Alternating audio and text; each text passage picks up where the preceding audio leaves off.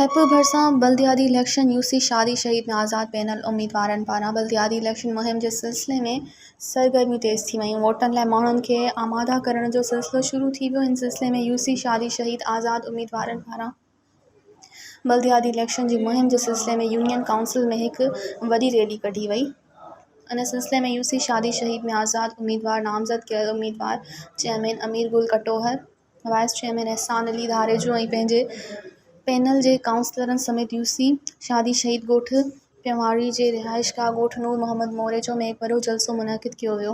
Vote ॾियण लाइ गुज़ारिश कई वई, जंहिं बाद यूसी शादी शहीद जी अवाम पारां वोट ऐं सपोर्ट जी ख़ातिरी बाद आज़ाद उम्मीदवारनि, वर्करनि ऐं ज़ालनि सां गॾु यूसी शादी शहीद में रैली कढी वई। उन मौक़े ते गुलबहार कटोहर, फ़कीर सूमर ख़ान कटोहर ऐं ॿियनि अॻवाननि ख़िताब कंदे चयो त गुज़िरियल